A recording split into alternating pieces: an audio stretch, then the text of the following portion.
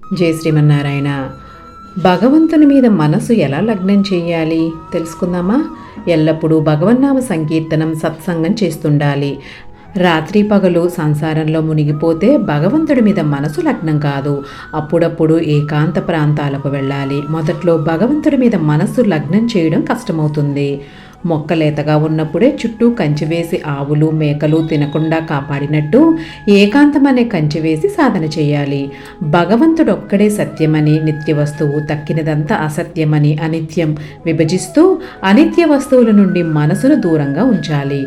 ధనవంతుని ఇంట్లో పని మనిషి పనిచేస్తున్నా మనసు మాత్రం తన ఇంటి మీదనే ఉంచుకున్నట్టు, యజమాని పిల్లలను తన పిల్లలుగా పెంచుతున్నప్పటికీ తన బిడ్డలు కానని అనుకున్నట్టుగానే మనుషులు రోజువారీ పనులు చేస్తూనే భగవంతుణ్ణి ధ్యానిస్తుండాలి.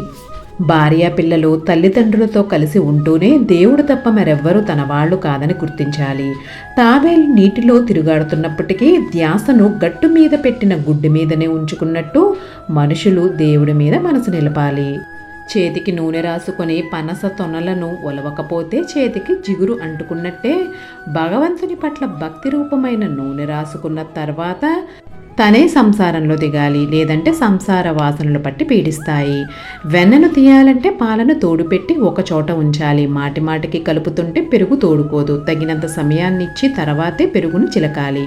అప్పుడే వెన్న దొరుకుతుంది. అట్లాగే దైవ ప్రార్థనకి కూడా తగినంత సమయం కేటాయించినప్పుడే భక్తిభావం కలుగుతుంది. సంసారం నీళ్ల వంటిది, మనసు పాల వంటిది. పాలని నీళ్లల్లో పోస్తే పాలు నీళ్లు కలిసి ఏకమైపోతాయి. అప్పుడు పాలను వేరు చేయలేము. అదే పాలను తోడుపెట్టి పెరుగు చిలికి వెన్న తీసి ఆ వెన్నను నీళ్ళల్లో వేస్తే అప్పుడు వెన్న తేలుతుంది. అలాగే ఏకాంత ప్రాంతంలో సాధన చేసినప్పుడే భక్తి జ్ఞానం అనే వెన్నను పొందగలుగుతారు. ఆ వెన్నను నీళ్ళలో జారవిడిచినా కలిసిపోదు, తేలుతుంది. ఈ విధంగా దేవుడి మీద మనస్సు లగ్నం చెయ్యాలి. సర్వం శ్రీకృష్ణ అర్పణమస్తు. లోకా సమస్త సుఖినో భవంతు.